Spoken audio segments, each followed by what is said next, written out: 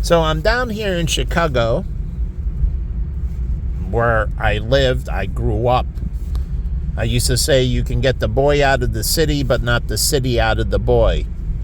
I actually loved, as a little kid, I had, a lot of things I had to deal with, but I loved growing up in the city.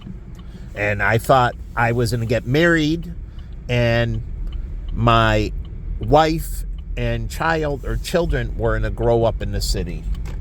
But since I'm down here, I can talk about a little story, and not to point anything out, but I'm down here, and on this side of the street, I get a flat tire. And there's a house up here, and you'll see "Do Not Block Driveway" sign. And I'll just keep on going. And you say, so "Do Not Block Driveway." So I had to move my car up to change the tire. Where it was, I couldn't get the tire iron because of the curb back there. And I had to move the driveway. There's no curb. And so I moved the car up, but I don't want to drive on the tire because I want to fix the tire. And if I drive on it, I tear up the sidewalls and everything. So I moved it up, and the Hispanic guy, and he was an older Hispanic gentleman, say in his 60s or so at the time. So I was in my 40s. And he comes out and he starts threatening me and using all kinds of profanity. And he tells me if I don't move the car, his son's going to kick my ass and everything else. And I said, "But sir, I just need to change the tire and I'll get out of here as fast as possible." And then he kept on threatening me for a while, and I just kept on saying, "Sir, I'm moving as fast as possible."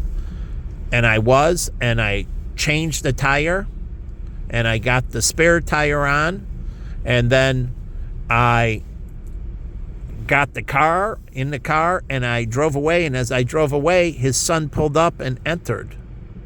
And he was worried his son couldn't get in because he wouldn't have anywhere to park, because there's hard parking on these streets. And so his son could pull in, and he has parking in the front, because he has a driveway and the house is recessed. Like my house on Drake was recessed, but we had a front lawn and everything. And so I finished the tire. I didn't say anything to him, and he berated me. But I tell a Latino kid to stop shaking his leg, and he wants to beat the shit out of me. But this old man goes off on at least 20 minutes or so, yelling at me, profanities, threatening me, and everything else. And I just keep on changing the tire, and I tell him I apologize, and I kept on apologizing and everything else. And it's not like I'm in a good position. I'm heavy, and it's very hard for me to do what the tire and everything. But I did it, and I took all his berating, and I moved the car and everything, and his son got in without being blocked or anything else. But you say that I do things that are inherently biased. I don't know. I'm getting unrighteously condemned, and I give them the shadow of the doubt continuously. They get grace. And I didn't attack them, but they continuously attacked me. So I don't know where you would say that I'm this horrible person. But this place used to be a bar or something. Anyways, in this neighborhood, there's great opportunity. And this house was redone and is worth a fortune. Truly. And it helped all these houses around it. If you ever go inside, it's a beautiful house. And if you more modernized it, so it brings up the value of this neighborhood. It's a great neighborhood. It's got a school right down here and a church right here. And Yeah, I won't even tell you. There's an old white man where I got my shoes fixed. I told you the story. And he took the shoes, and because they were off big time, the heels, that he was supposed to put these covers on the heels, and one heel was much bigger, about a half-inch off. And I'm like, and I took it to him, I showed him, and then he got all pissed, and he took the shoes, and he slammed them together with the heel, just missing hitting my face. Now, I was upset and thought about protesting and everything, but I didn't.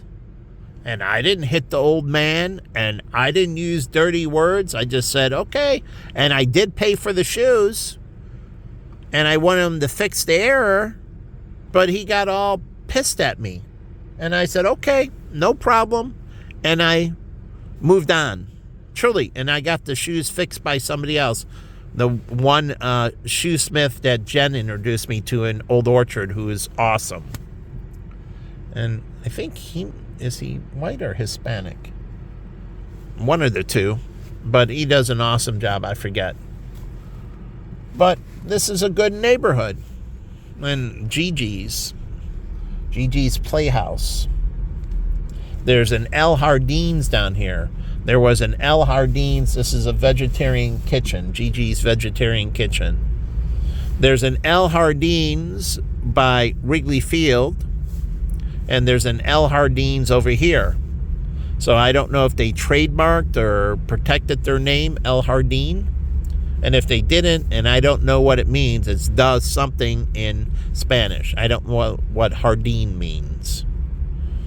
But anyways, there's a lot of great potential. Here's a burger and bacon and gyros and chickens and salads. And an auto body place.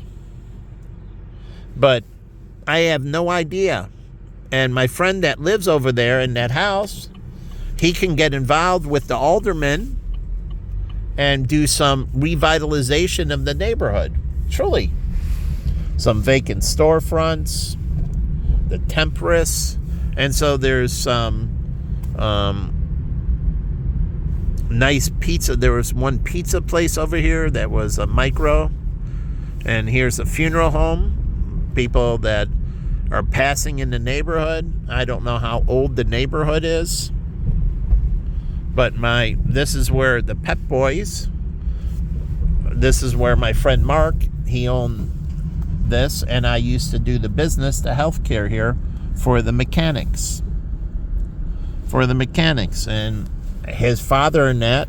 And the funny thing is, I told you about he had a business. I mean, every year for Thanksgiving every year it would get bigger, and he would have like 80 people, and they would have to rent a dining hall. Oh, that's right, with my mother. And they had all the family members, and they did that for every Thanksgiving. But it was huge. And here's a place called Diego's and Twisted Spoke, and there's bread up here that does pizza as well. But D'Amato's Bakery, somewhere around here. And then my friends, I used to come over here, opened a tea place, coffee tea, and I actually came in because they had a lot of micro teas. How do you compete up against Starbucks or Dunkin' Donuts in that? Why don't you do something they're not doing? And they opened micro tea, and I used to come in here and use the Wi-Fi. And here's a Soul Cafe. But why don't you go into tea? Truly. And I like tea, and the British do tea with milk, and you can do tea with milk. And here's D'Amato's Bakery, but I forget where they were. Here's a Thai sushi place, and this is all right off the expressway. And since I'm down here, I guess I'm going to post this on YouTube. But this, they have homemade Italian ice, and they got Bari sushi and everything, and an Italian restaurant. And then they're doing something right here, but Aberdeen. So, and then there's an entrance up here that goes north or west out of the city.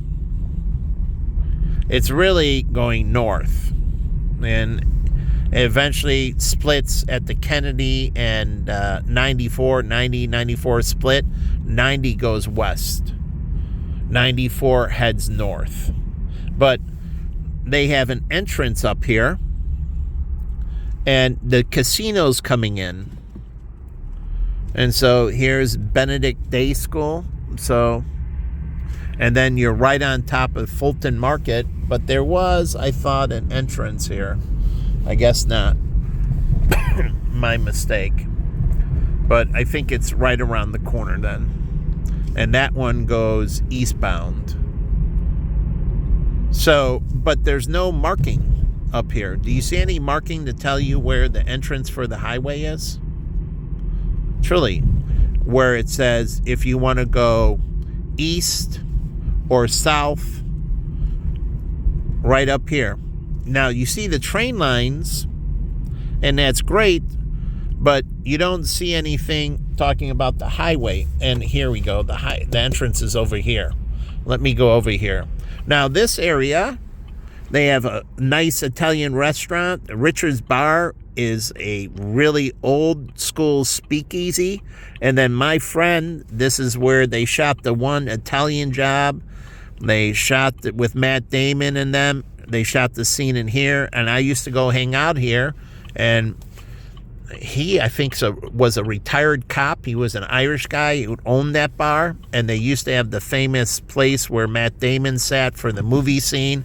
But I used to go in there and just stop by when I was dating Jen and go in and have a drink at the bar, whether it was water.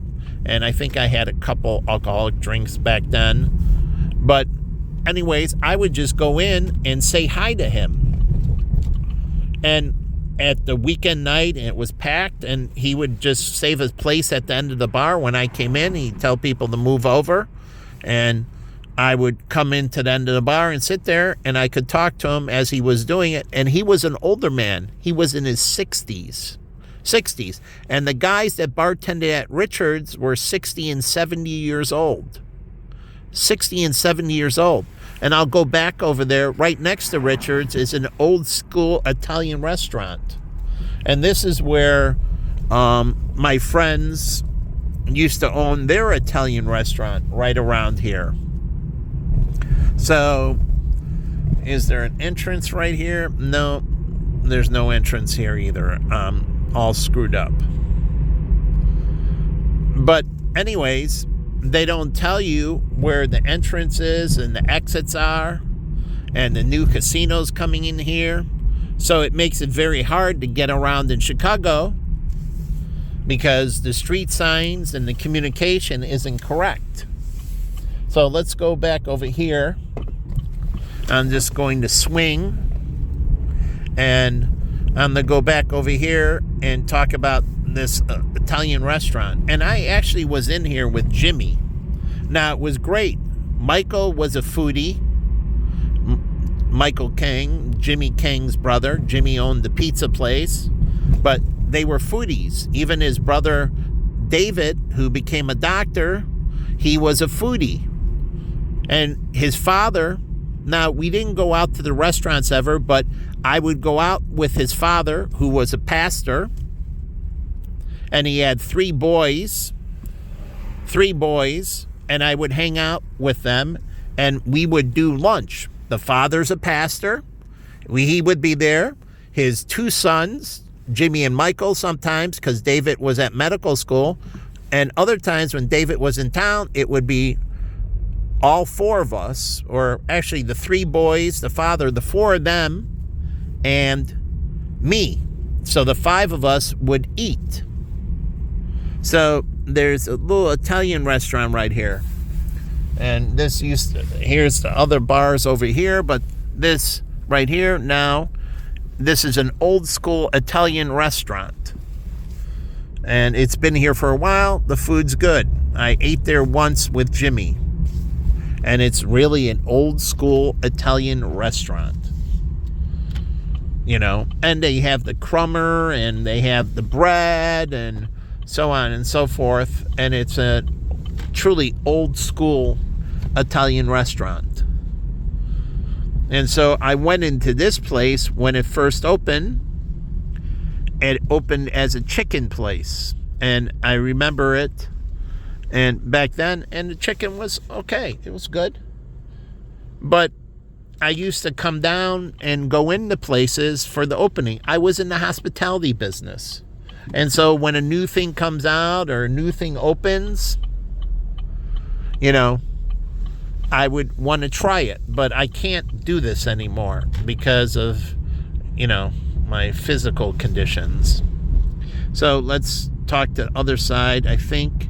And you can just see the sign for Richard. And then the friend Todd had a CNC machine. Now, here's an independent guy, Hams and Sam Adams, and this is the famous thing. But this guy I talked to, this used to be all storage.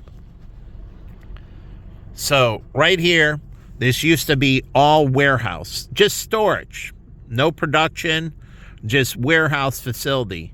He renovated this, and I used to talk to the owner of this. He's an older white guy.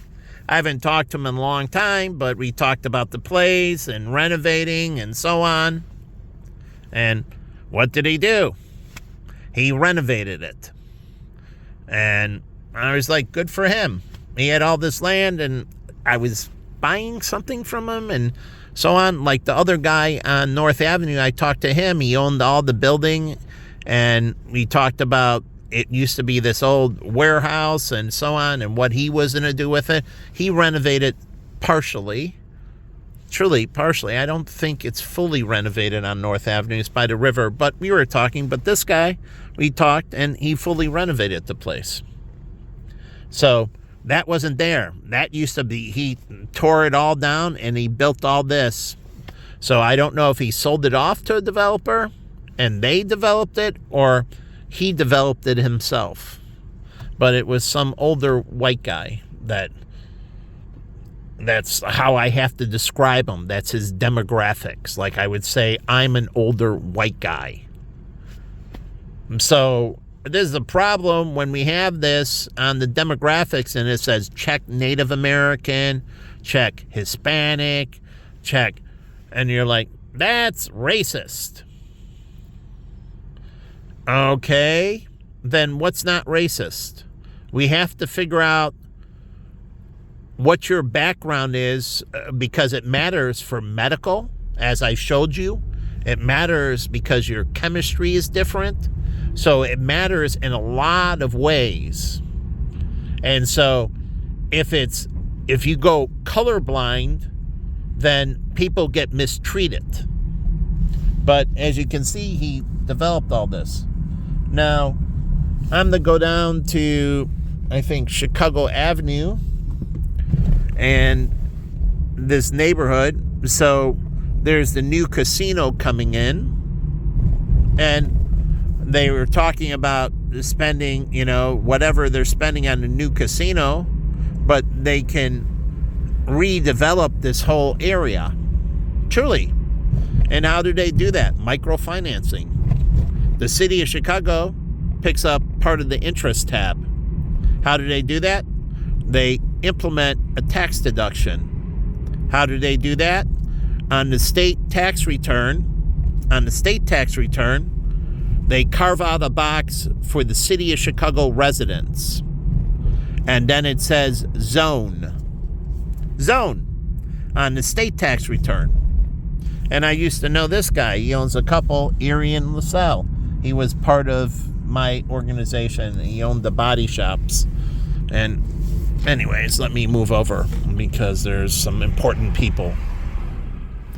So anyways, they can carve it out on the state income tax return. Truly. And give an interest credit. So you would have to put in the loan interest amount that you got. So they give you, the bank, U.S. Bank, or the local banks charge you whatever. And there's a bunch of Pacific Global and Cathway and so on that are Asian banks down here, and they like to diversify.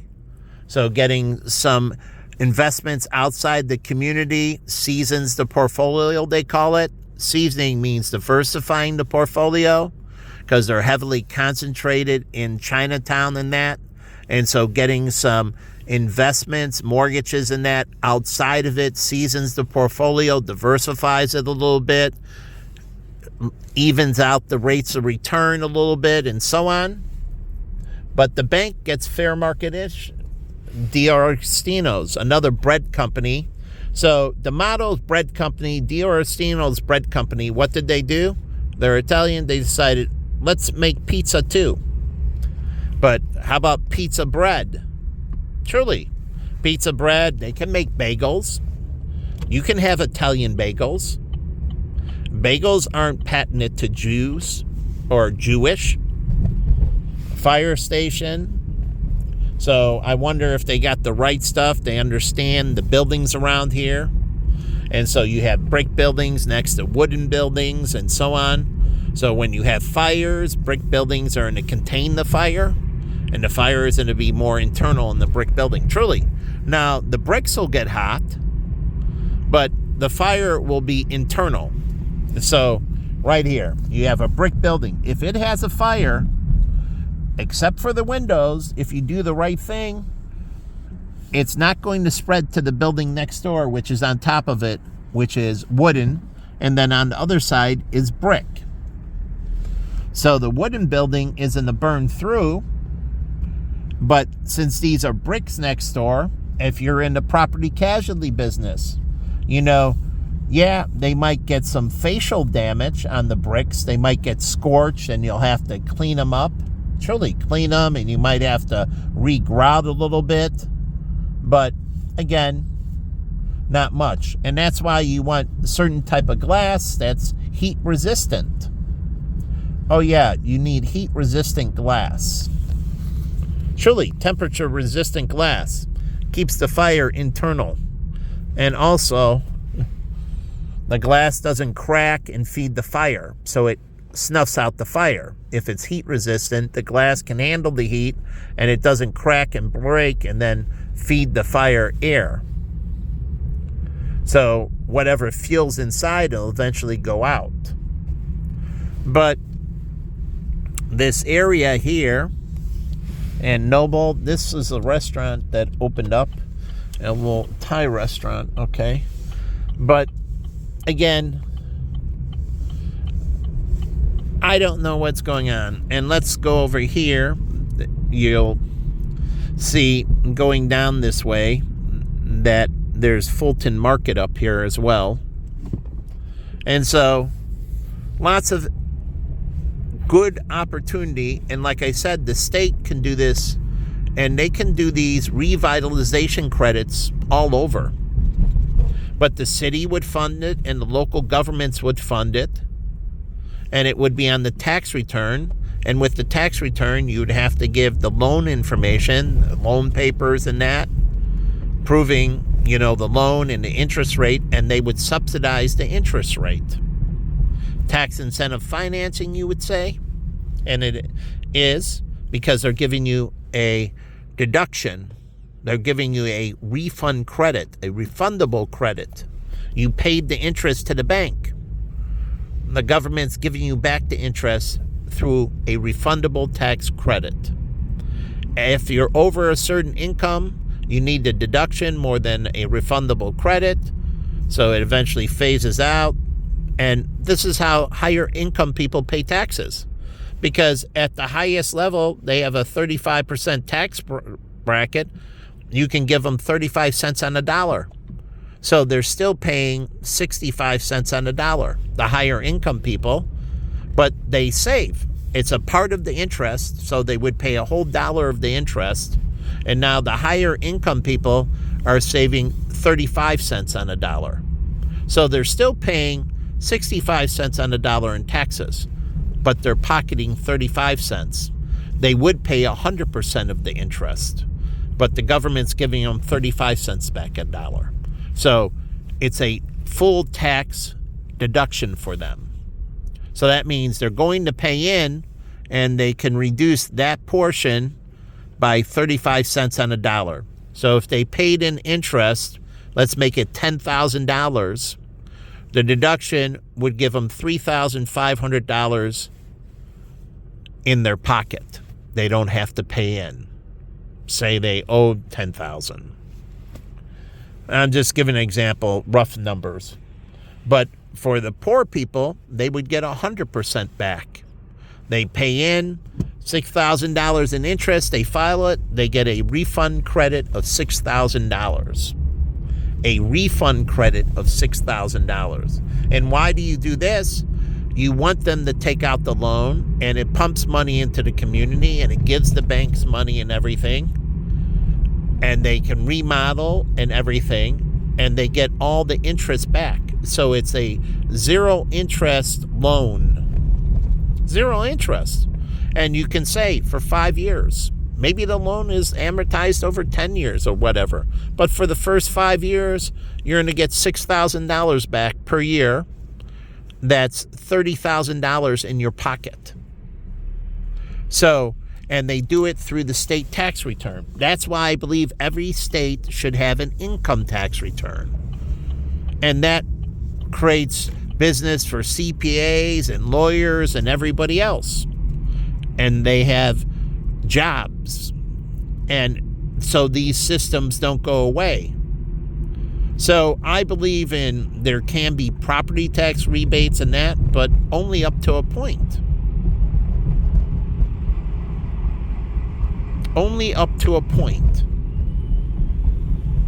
So again, this is a way to pump money in at the bottom end so they can modernize.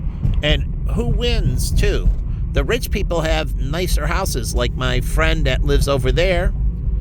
If the houses around him go up in value, then his place goes up in value. Oh yeah, he lifted others, but if they renovate, then they lift him. So he does unto them, and they do unto him. So here's a nice new building. But you can keep the standard old motif if you want to, how you blend it in. So you can do distressed brick and everything. Truly, you can take a place and do distressed wood. You can distress it, like Crate and Barrel and some others that was big for buying it. My sister bought these, like I have a thing, and it's distressed. So they do it and they make it look older, but it's modern. So if you want to keep the motif, and this is where I was going to go down Roosevelt, but this is going up to the medical district, and hopefully I didn't just run the red light. But anyways, here's the medical district.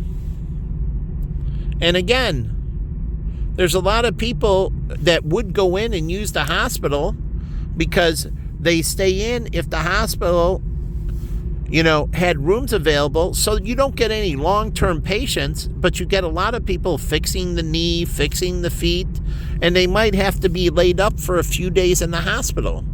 So if people get health care and you treat them right, then they go in and the hospital gets a lot of short-term uses, even for cancer and that. People don't let things metastasize. And they go in and they take care of them, and the hospital and medical field treats the issue, and they can handle a lot of people because people are taking care of their issues, even police officers. Like my client Jack, he owns a remodeling company, or did. Now he's a farmer.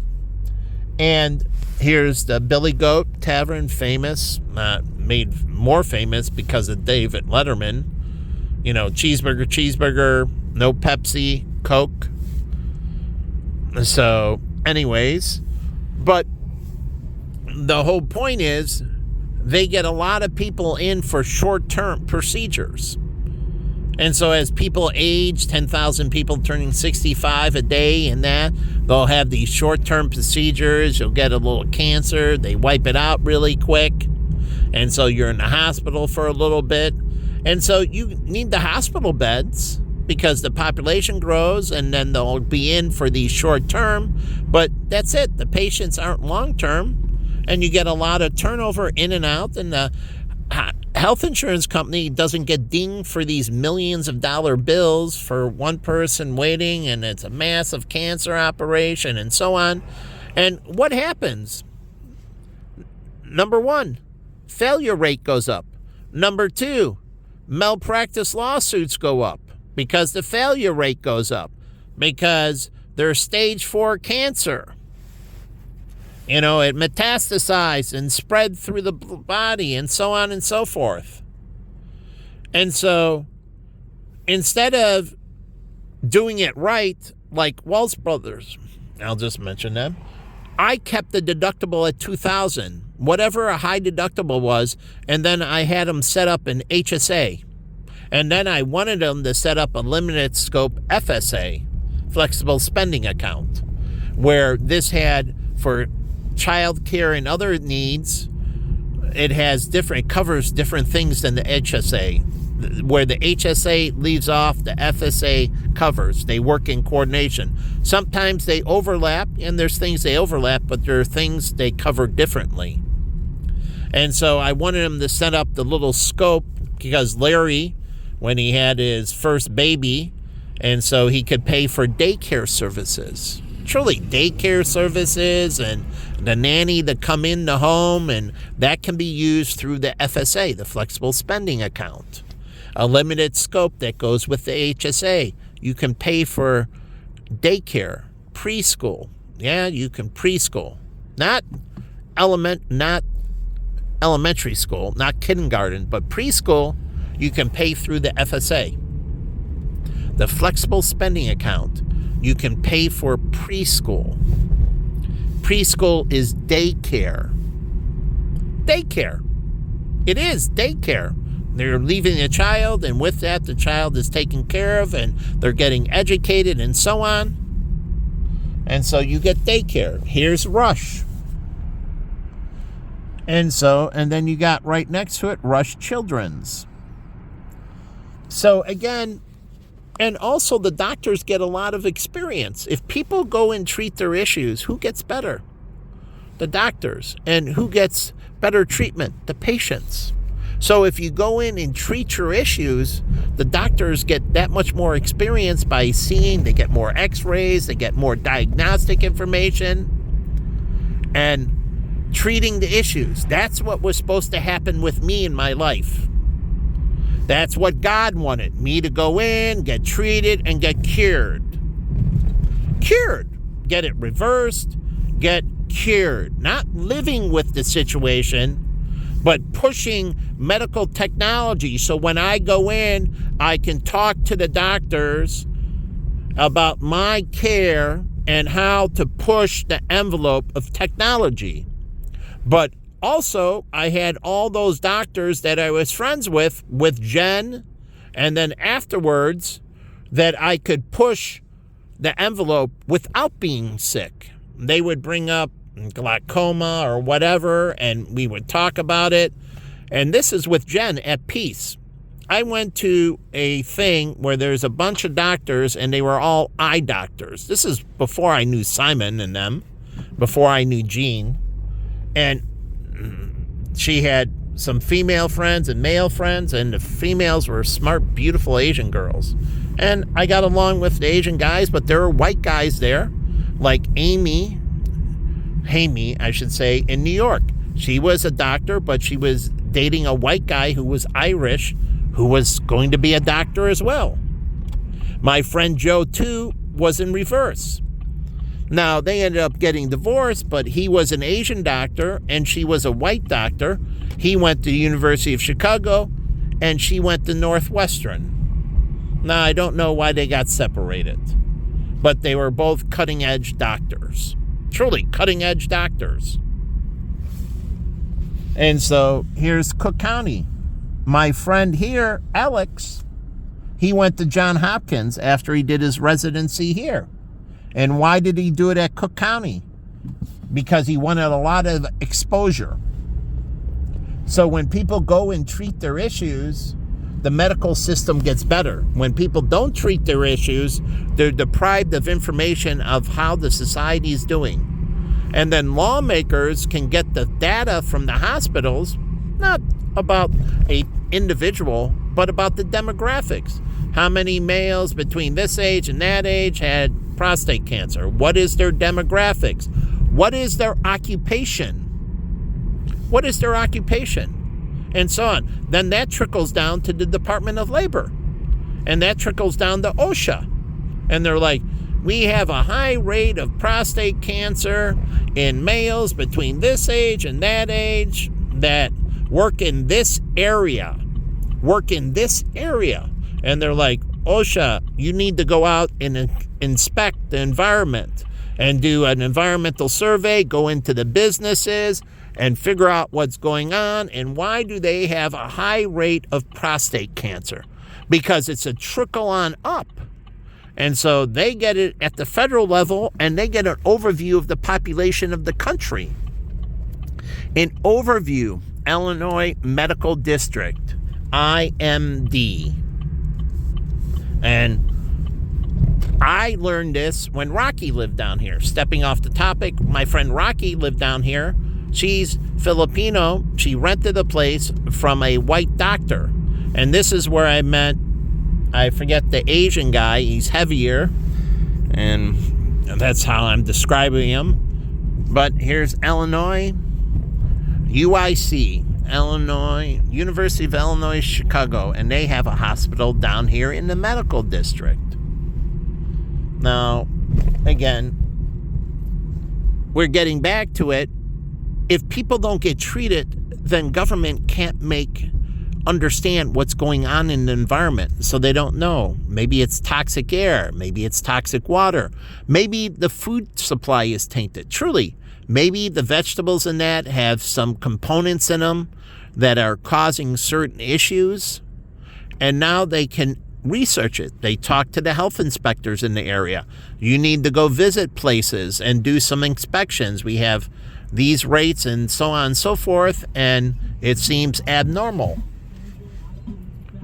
So they can go in and inspect. So it goes from the bottom to the top and from the top to the bottom. But if people don't get treated, then you don't know. And that's why I'm for employer-sponsored and I'm for the Affordable Care Act. And they say they will subsidize up to a certain percentage. And I'm good with that. But they say I have to pay $900 and something now for my health insurance on the Affordable Care. Almost $1,000 a month for an individual plan.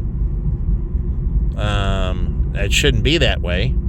The market's been doing very well. And if they're doing things, they're nipping in the bud. And health insurance is going down, and people can get more treatments, and they can treat things they considered cosmetic now are no longer considered cosmetic. Truly, like they can remove skin tags and other things that are covered now by insurance and no longer considered cosmetic. No longer considered cosmetic. So things that were considered cosmetic, they have a mental bearing on you, and they cause mental health insurance to go up. But health insurance companies don't do the correlation, and they don't. And they're like, well, that's a cosmetic procedure. Well, what happens with that? Mental health care goes up. And then what happened with it, and this is when I'm with Jen, I used to do spreadsheet all these. Way more than anyone else. Truly, way more. And you can ask Jen about me and creating spreadsheets and so on. And she assisted. But I would spreadsheet these and look at how many days of care, what they're covering, what they don't. And I watched them getting more restrictive with mental health. They weren't covering as much forms of mental health issues. they were restricting it. And then they were restricting days. They were limiting what they covered as mental health issues. And then they were restricting the amount of coverage they gave, the length of coverage. And why was this? Because on the other end, people were making too many claims, truly, on the mental health thing, because they considered removing skin tags cosmetic. And so they considered these things cosmetic or not necessary medically. But before I could talk to them, and I said, you can pay less and then you don't have the big mental health claims. Truly, and they're not inpatient in that, and because all the health insurance companies were cutting that area. Truly, because of all the mental health claims. Truly, and the government, the state of Illinois, had to go belly up on theirs and cut coverage of mental health claims because they were so unbelievably skyrocketing high. So now you know why I'm against tailgating in that. But I started this stance understanding the complete system. And I ran unbelievable diagnostics. And I could tell people with this and that and your care, your profession, you have a legal firm and you have this vulnerability because of your profession. You go more to trial instead of arbitration and mediation and settling out of court. You tend to go more to trial, higher stress environments. Your lawyers will have more stress. They'll have more of this. They'll have more of that because of the nature of your law firm. And I say, this health insurance policy doesn't fit your client. Yeah, Blue Cross Blue Shield has great coverage in one way, but I'm just using them as an example, but it doesn't have the right mental health coverage and the right amount of days for your people if they do have this mental health issue, that they don't get the right coverage. So no, they're not the right plan for you. But I did this back with Jen. And I get really nitty-gritty into the coverage.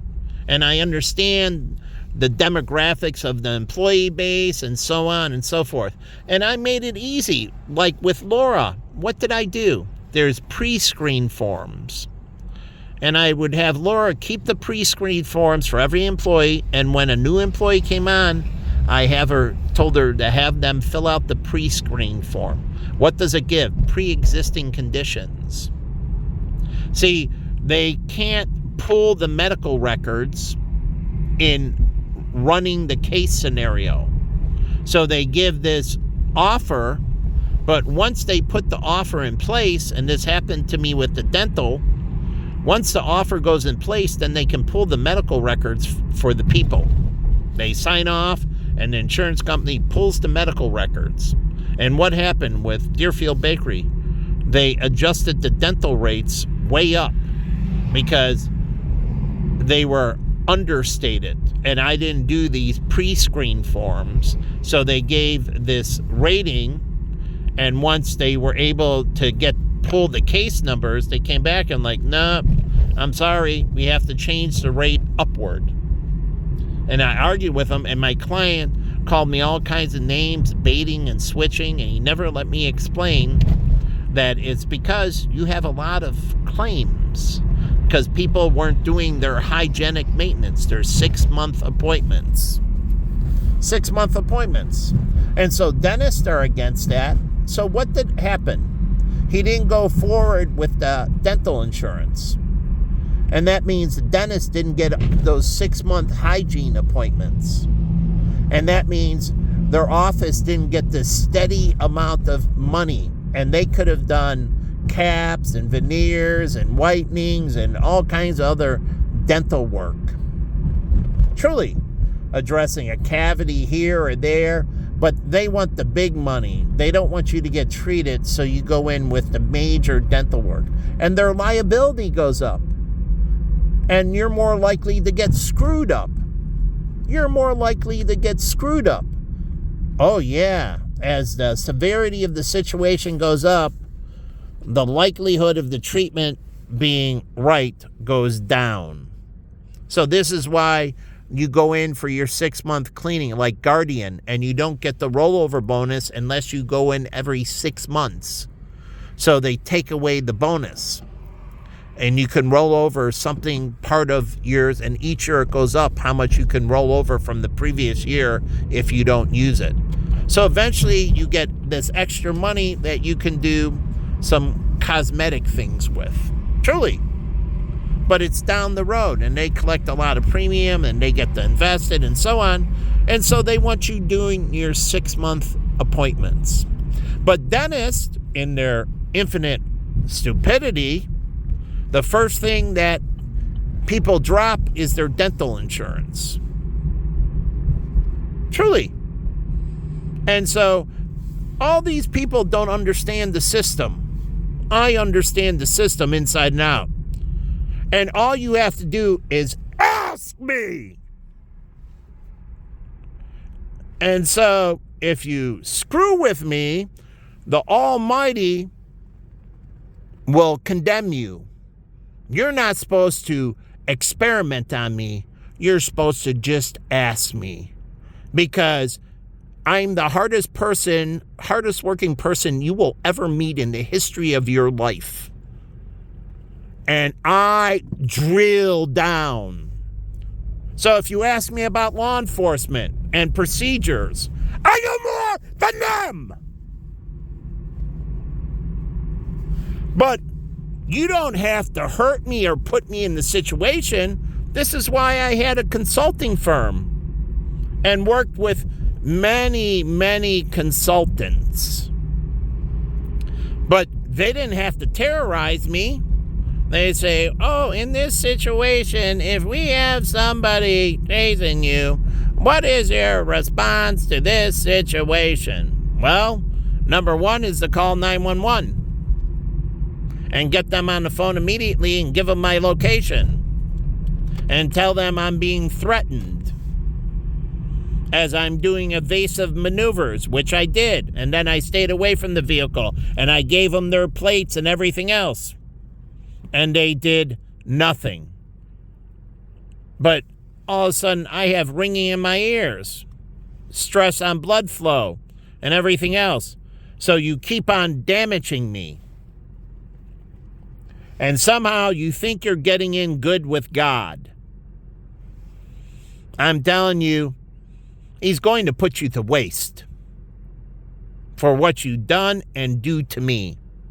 You solve my problems, or you're gone. And as Jesus stated, what is hell like? Go look it up and what Jesus tells you hell is. And mashing of teeth and screaming of this internal pain and darkness. And basically he said, it's horrendous. And it's no place you want to go.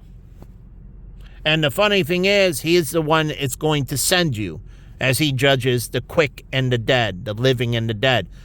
When you die, he gives final judgment, and then God executes you, and Satan receives you. So, he created a prison, and who's the warden? Satan. And what does he do? Give the punishment. So, I don't understand. All you have to do, I drill down. And if they don't like it in the Hispanic field, I don't give a shit.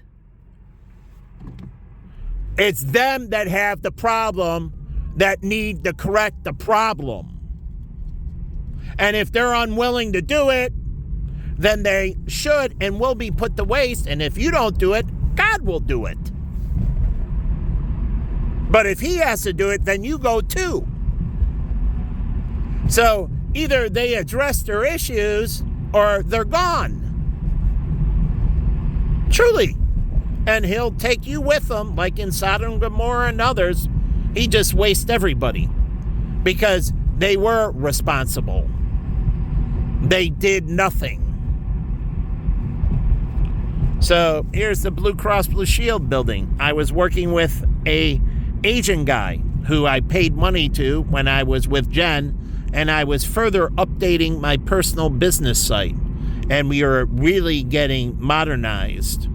And this is where I would talk to him on the phone, truly remotely. I paid him. He never did the work because, I had my breakdown and so on. And so he just kept the money. But he used to do the web for Blue Cross Blue Shield. I'm an insurance agent. There wasn't no conflict of interest. I sold Blue Cross Blue Shield. He was allowed to do it as an outside business activity. And so he did personal web pages on his side time. When he was off from Blue Cross Blue Shield, he was getting better at doing web pages, and that made him better at making the Blue Cross Blue Shield website better. Oh yeah, his outside business activity made his everyday activity that much better because he was doing small business web pages. And I was working with him on doing some cutting edge stuff with my website. So and this is how I used to sit outside of Starbucks on my computer because it had Wi-Fi link, and he'd call me and I'd be like, okay, I know where Starbucks is because they didn't shield, and I would sit out on the street and access their website from the street. Now think if I was a hacker. Because none of this glass has shielding, and the Wi-Fi goes right outside the glass. And I can be outside your building and hack into your Wi-Fi. Truly. Or at the Starbucks by my office in Rosemont, the FedEx behind me, because there was no shielding between the walls, and this is where drywall comes in. Gypsum can put shielding in the drywall. Yeah. New drywall. They can put shielding in the drywall. Shield it for radio frequencies. And they can put the nanoparticles in the glass. And the glass can be shielded for radio frequencies. And the building has to have a receiving antenna. And you get it through your cable system in the building. And so no one else can grab your phone line. It goes from the cell tower to the receiving antenna, and it goes to your unit. Your unit. You have an internet IP address for your cellular single. And so it goes into the database, and when it comes down through the router, switches and routers, that's where I worked with Dean, and he worked with, I forget the name of the company, but all it is a switch and router. So it takes all the single and it segregates it and it sends it to its individual units. And then it comes into your individual unit and goes right to your cell phone. So you can say, no, I just plug in my unit, my cell phone to the wall, and I have an extension cord. I don't want the Wi-Fi carrying on in my apartment. So I just plug my cell phone into the USB. Not Bluetooth, USB, or you can have line of sight Bluetooth. Truly, line of sight. It's laser. And it just follows you around your phone, and it targets the phone. And then it switches off. You have to have an electric eye from room to room. Truly. And it can target it through it, so it only goes to your cell phone. Now, yes, you might turn around and be in between it, and it can pass through you. But most of the time, if you set it up right, you're not going to be between it and the beam. So there'll be very little, because somebody's supposed to be consulting, like Comcast, that's setting it up. So it's just line of sight. As you move the phone, it just goes from there right to the phone, and that's it, and right back to it. And so it's a narrow bandwidth that goes to the phone and from the phone. And so you eliminate this stuff, even with the TV, with the routers and that. The Wi-Fi just goes right, a Bluetooth, right to, here's another tailgating piece of garbage almost hitting me, threatening mankind. So I believe they should just be eliminated. But you'll find out, and that's why I'm waiting when I die, people are just going to be eliminated. And God doesn't play games. He just eliminates people. So it's a little different than you. It's just life and death with him. Either you do the right thing and live, do the wrong thing and you get eliminated. Read King David. So the Philistines and others, he just eliminated them. You did the wrong thing and he just eliminates you. He is only dealing with life and death.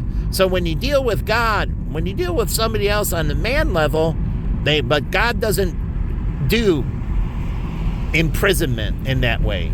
He just does perpetual death. So everything is just life and death to him. Either you're doing the right thing and living, and you're doing the wrong thing, he's going to condemn you. It's the end of you. And that's it. So if you want to move to that point where you're dealing directly with God and not Jesus, and you don't understand, Jesus sits over us and God sees us as perfect through Jesus. But if Jesus steps aside, or God commands him to step aside, and he sees you for who you are, he's going to eliminate you. Eliminate you. He only deals in life and death, and you're not worth the life, so he'll just eliminate you. That's exactly what he does. He only deals in life and death. There is no, per se, prison. His just is perpetual death. So he just eliminates you. That's what you don't get with Noah and other stories in the Bible. It's just elimination. That's why they keep their eyes down and so on and so forth. But you have to be worthy. It's just humbling yourself. So naturally humbling yourself. But here they have theater. And I don't ask for that. I don't demand that. But if you threaten me, yes, I do. So you can come in friend and you can come in peace. But if you come as my enemy, it's totally different. You should be broken and humbled. If you don't do it, he'll do it. And if he does it, then you get done too. Because you weren't being humble. So here's the Lincoln Park Zoo. And over here we played badminton and hung out with friends and had a good time. So, again, yeah. So this line of sight, so we can eliminate all this Wi-Fi. And so if they want, even in this area, these call boxes, they can have it, and it just sends out these little beams. Not general, where everybody hears everything, and that gets encrypted. So it goes from your phone back to the box, and it's all encrypted. So you're on your phone in that, but no one can get yours. And that's why I talked about the little tail on the cars. And it goes to the tail on the cars, and it goes directly in your phone. And the dealerships can set that up. So it comes direct connection. And so wherever the phone is in your car, it has different little laser lights, and it just moves with the phone. And it's all encrypted. And that means you don't get the general Wi-Fi. And we get all that energy out of the general atmosphere. And if there's no connection, there's no signal. Like some cell towers should shut off. Truly, there's nothing to ping. There's nothing in the area. And they're sending out the same amount of energy. They need to shut down and only ping what exists. So the cell phone towers have too much power. It's just like the radio stations. They send out these general airways. They don't have to do it. Like I told you, the antennas at the TV, even with free TV, it gets line of sight stuff from their tower to these antennas. And through building permits, and they set them up. And so they coordinate the line of sight. And it hits this building, it hits that building, it hits this building. You have to build the tower, or you put it on the Sears Tower or the John Hancock, and it just beams down to you. Boom, boom, boom, boom. And they're the tallest buildings. So, and that goes in from the ground to them. So you get one building, it goes into the ground, it goes up to the Sears Tower, it goes up through the John Hancock, it goes up through Trump Tower. And so you spread it out amongst the tallest buildings, and then boom, boom, boom, boom, boom, boom, line of sight. And yes, it can go right down the building. Truly.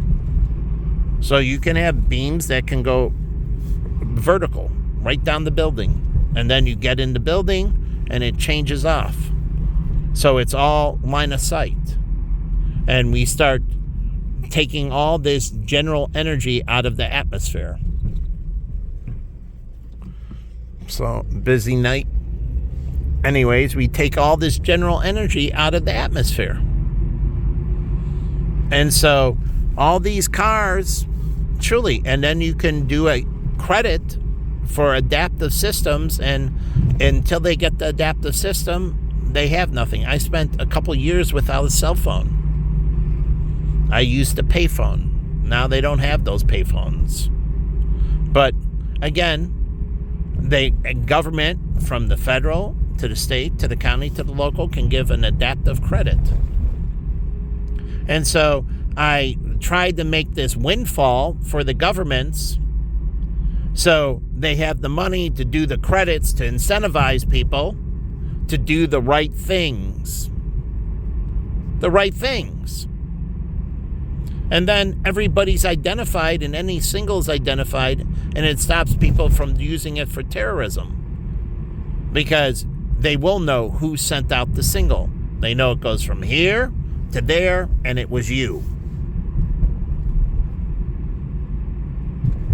So, again, and that's why I talk about IDs on the RTA and everything. No one gets on without being identified. On the buses, the same thing. And it stops terrorism. Stops it. Stops it. Because they can't move without being identified. So if you're walking down the sidewalk, that's fine. But the Shania brothers in Boston, they were walking down and they left their backpack in a trash can. So you're saying they can't recognize you in public. Well, then we have a serious problem. So I don't understand. You say privacy, and I say, well, that's all relative. So just like in California, remember the terrorists in California? Or I'll go here in Chicago at North Avenue. North Avenue and that.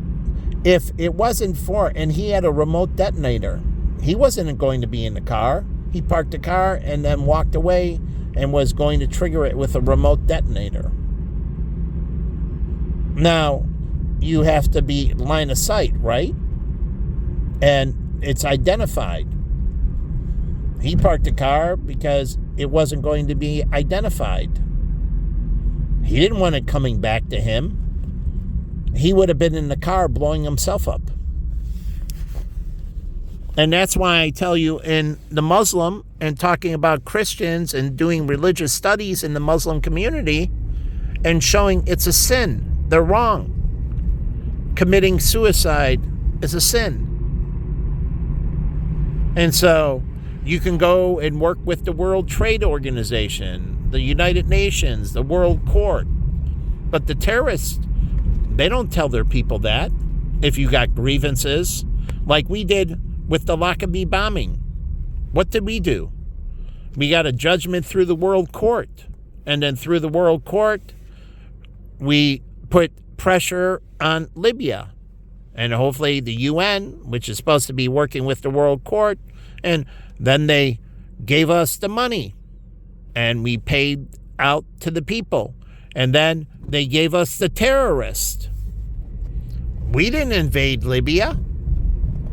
Truly, And I'm not talking Reagan dropping the bomb. That's before. And he only dropped it on the Libya anyways. So it was limited military action, just a threat. He blew up one place and then the French embassy because they had to go around airspace that jeopardized them. Truly, air defense, they had wanted to go in one way into Libya, and because the French wouldn't allow us to use their airspace, they had to go around another way, and they exposed us to the Libyan air defenses. You have to understand the whole situation. And so Reagan truly called up, and the French president didn't give us permission. They're part of NATO, and they refused to allow us to use their airspace. So what did they do? And this is a true story. You can look it up. And truly, the French embassy, he called the embassy, the U.S. military, told them to clear out the embassy. Clear out. Not even the cleaning crew was there. And oh yeah, there was no one in the Libyan embassy either. No one in the Libyan embassy either. He told them. And once the bombers were there, he told them to clear out. He told them to clear out. Get out now. We're blowing up your building. The bomber will be dropping, and you need to exit your building. He told the French embassy and the Libyan embassy to evacuate everybody. That included the cleaning crew. They cleared everybody out. And then they blew up the French embassy, and they blew up the Libyan embassy. Not a single life was lost. But what did it say to them? That we can get you no matter where you are. That your air defenses and your military can't stop us. And Reagan wanted to make that clear. That's why he got into Star Wars. And that's why the Russians folded. So no matter where you are, we can eliminate you. But we're going to give you grace, and Reagan did.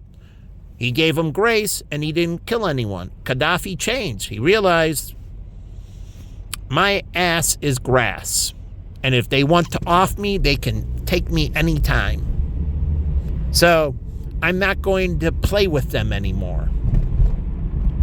And so that's what you're supposed to learn about God. It's not a game. And anytime he wants to off you, he can off you. But as far as I know, it's not until I die. And then all cards are on the table. So I'm really interested in waiting for the afterlife. I'm not going to commit or hasten it. I want to live as long. I'm supposed to live to 125. But the whole point is, I'm still interested upon the day I die, what happens with me. So one way or another, I'll be dark or I'll be in heaven, and then the executions will begin. So anyways, Reagan was smart. He didn't kill anyone, but he did destroy property. And he did show them that we had, and it was with a stealth bomber. And it dropped it, and it was precision. Lasers got it right in there. No collateral damage. Not a single Libyan, not a single French person got hurt. No one. There wasn't any loss of life. And that was the point. But he gave them notice, and he gave them time to get out, and they took it as real because it was coming directly from them. It wasn't a hoax. And he told them, clear out, and they cleared out, and once they were clear, bombs away. Boom, boom, gone. And the Libyan embassy was not far from the French embassy. So the bomber didn't have to take this extra trip. I think they were on the same block. I don't, if I remember. But anyways, he wanted to show that we can get you no matter where you are. And that's what we're supposed to show to them. To break them, to humble them. No matter where they are, we can get you. So if you do a bad thing, we can eliminate you immediately. And we'll know if you do a bad thing. And hopefully we'll be able to stop you before you do the bad thing but we'll know if you do the bad thing, and we will eliminate you and everybody with you. And so the Reagan didn't play around. And so Margaret Thatcher, the British Prime Minister, were in lockstep. Now, the French president, we had a problem with. But then again, I don't know. They had a lot of issues with terrorism. So I guess in the long run, they paid dearly for dissenting. Truly, they paid dearly for dissenting. And that's what's going to happen here. People are going to pay dearly for dissenting. So here's Ozinga, the concrete company. And this is a little bar. And the Chicago River, great view. And something sick, I don't know. But I used to talk to the CFO all the time of Finkel Steel.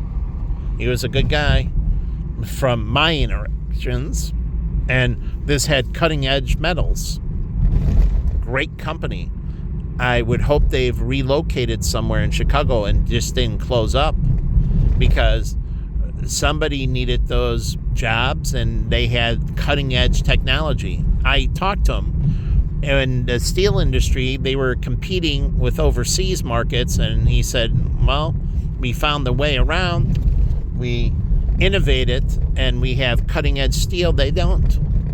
And so now we have this higher end steel that they integrate with the cheaper steel. They need so much of ours, and then they use this other steel from Japan or wherever, I forget, they get it. And they use so much of theirs. So they need our high end. So we're an absolute necessity, but they don't need us everywhere. But we have our business because we innovated. If we didn't innovate, we would have went out of business. So we innovated, and we had extremely high-end metal. And so save the business. So I hope they just relocated somewhere in Chicago, because if I was the mayor of Chicago, I wouldn't want them to close up. And I would say, hey, we have some big industrial districts in that, and we'd just like you to relocate your steel plant. And we'll give you tax incentive financing, relocation, and we'll help you relocate. And if you need job training assistance or any of that, because some of the employees that aren't going, and then we'll go ahead and work with outplacement firms, and we'll do job training like the unemployment office does, and then we'll work with, LinkNet and so on, and we'll find them jobs. So don't worry about those employees. We'll take care of it, and we'll get you new employees. We'll bring it in from the state of Illinois unemployment office. We'll give them training and tooling, and we'll get you the amount of new employees you need. But just relocate to somewhere else in Chicago. Don't leave.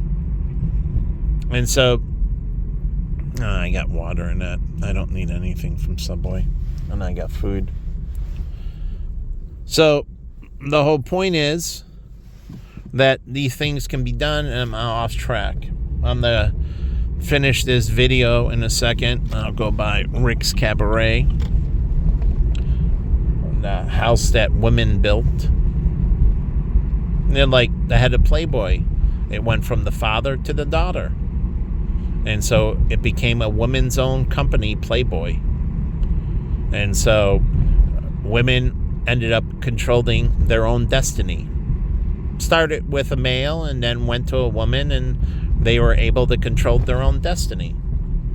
And like here, if I own Rick's Cabaret, I would give them ownership shares. And if you stay with us, you get more shares each year, and then we value the shares, the private placement each year. And so if you do a better job, keep in shape, and so on and so forth, and we draw and grow customer base, and then we franchise, you get more. And then they get part of the franchise when we open up the other place. Those girls get shares after a year. You have to be there in good standing. After a year, you get some shares like we did at Vanguard. And then each year, as you get senior, you get a little bit more shares. So the senior people have a little bit more say-so. The new people have very little say-so. And that's how it's supposed to be. And so the girls now have ownership. And the better they do, the more ownership. And yes, door staff and other employees, you're not cutting them out. But they controlled their own destiny then. And what does it work for you? You, as an owner, get everything better off. You have employees that truly want to perform the best they can perform, so things are great. And so before, I used to know the guy had owned that, and then my friends owned the part right next door, Cal and Kenny, and I forget my friend's name that used to own Rick's Cabaret. It was VIP, and then my friends Adam and that ran it before it became Rick's Cabaret. But they get ownership shares and they controlled their own destiny. That's what David did with his bank.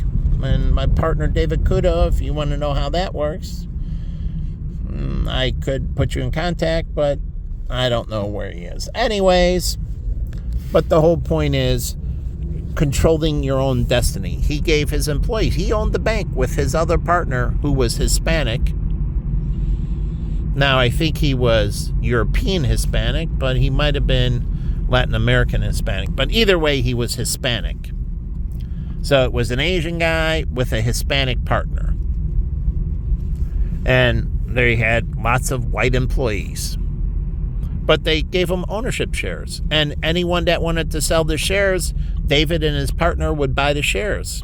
If they wanted to cash out or they needed to sell some shares because they needed to liquidate for some reason, they needed extra money, they would sell the shares.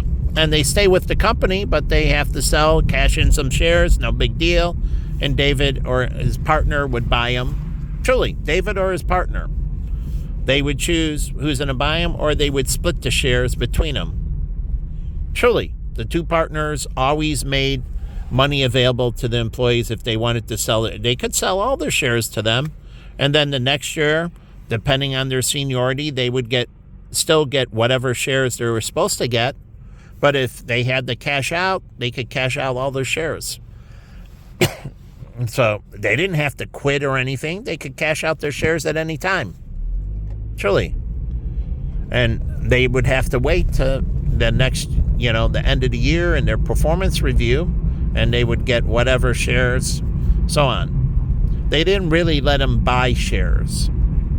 So you couldn't buy shares, but you get shares based on performance only. So you couldn't buy shares. Shares were only based on performance.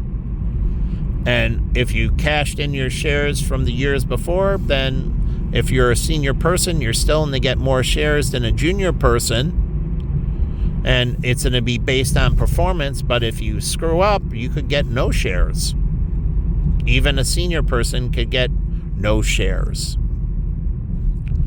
So it's one thing, you get so much for seniority and then so much for performance. And it's like a pension plan. Seniority plus performance equals vesting. And if you really screw up, you lose your shares that you would have got for just pure seniority. But you couldn't buy shares.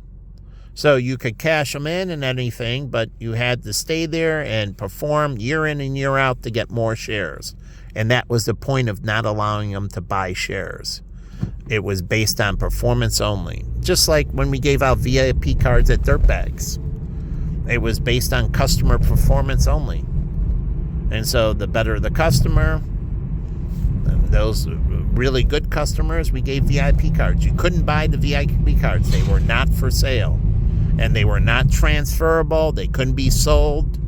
And so you couldn't transfer your VIP card. It was good for you, and you retired it. It retired. It was only based on performance. And so, and every year it would come up for renewal. And if you didn't perform enough, you could lose your VIP card. Just like the Starbucks app. You have to perform, and so much performance, you keep your VIP card. So here's the new casino. This is what I wanted to look at. But again, so you have people that it's not about money, it's about performance. And the performance drives the money. And that's what my friend who did personal MBA, he talked about. It's performance that drives everything. And the performance drives the money. And no performance, no money. So the performance drives it. And not without compassion. You have compassion for people that are hindered and you help them get unhindered. They have to be willing to get unhindered. That's what I taught you about the disability thing. They have to sign an ethical pledge that they will try to do all within their power to become unhindered. So here's Echo, and right next to the casino, and they're almost done taking down the Tribune. And it's good because it doesn't seem like there's a lot of atmospheric dust in that from the demolition, which is good. Good for the workers. Yeah, they still have to wear masks in that, but if you keep the dust to a minimum, good for all these buildings too, and their employees and so on. Yeah, you have ventilation systems and everything else, but still, trying to keep it down to a minimum is a good thing, right? So, again, so you have performance-based shares. So you can only get it through performance. And you have compassion and you help people get back on their feet. So that's what our social service system was. It was supposed to be an up and out system, just a social safety net. And that's what China wants. They don't want what happened in the United States. All they're looking for is a social safety net for those that don't have certain things in place or can't afford certain things. There's a social safety net that buffers them, that gives them a certain amount of support for a short period of time so they can get back on their feet. Truly, back on their feet. It's an up and out system. They don't want what happened here in Illinois, where people get on the system and they stay on the dole. So that's not what they were looking for. So I told you that's not what they're looking for. They're looking to figure out how to put in a safety net to catch people so they can only fall so far when accidents happen, and then they get back on their feet. There's Aflac and that's things you can do on the side that help too, but also there's a public safety net. A public safety net. That's what unemployment is. It's a safety net. And 18 months, but you have to do job training, you have to be looking for a job, and they have to actively verify that you went to these things and that you showed up and that you didn't sabotage and that you were truly trying to get work and you were doing your training, or they cut down employment. You lose the safety net.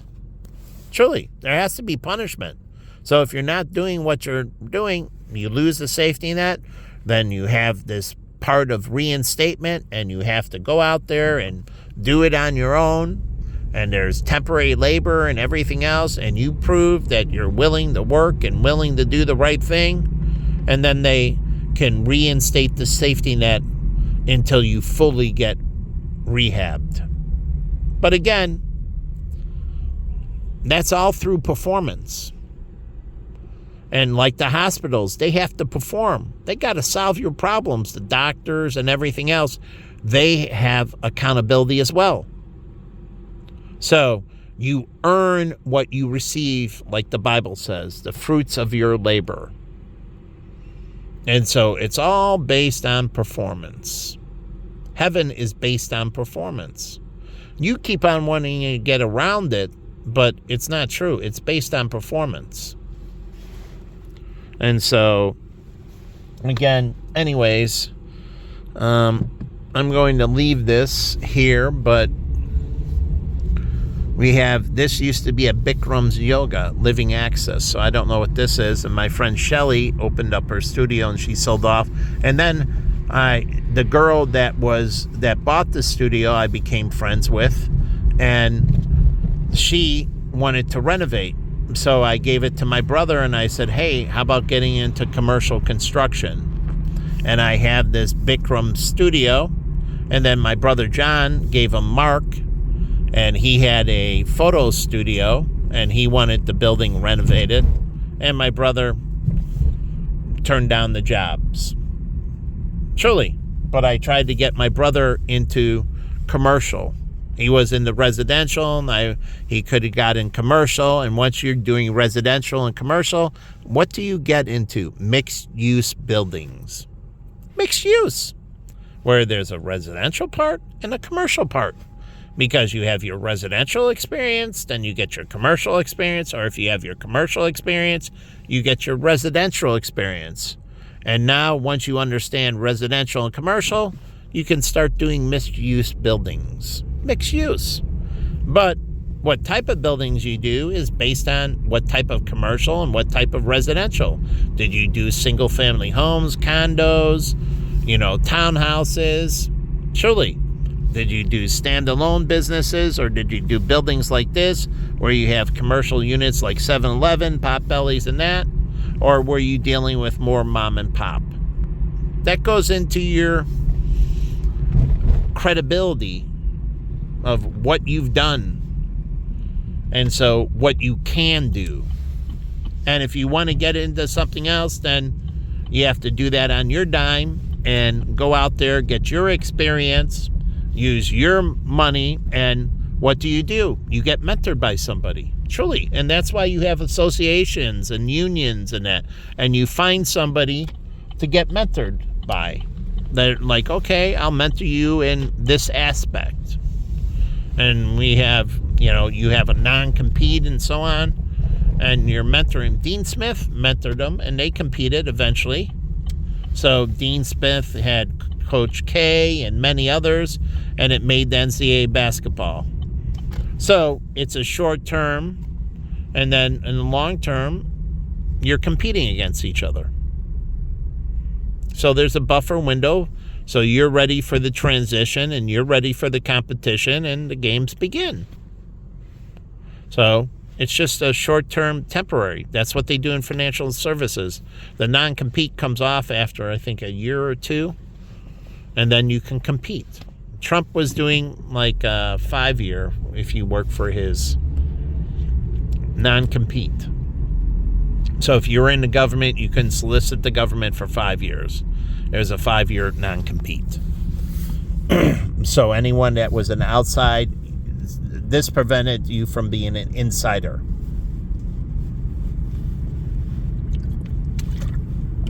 A clue. So there was a 5-year non-compete. But anyways, so it was great down here in Chicago, and there's the Gold Coast, and here I was waiting for him to redo Oak Street Beach. But again, there's things, and you can lift a non-compete if you go back to them and you negotiate, and they're like, hey, listen, I need this and that, and we're going to move into this area, and you're not in this area, and we need you to lift a non-compete.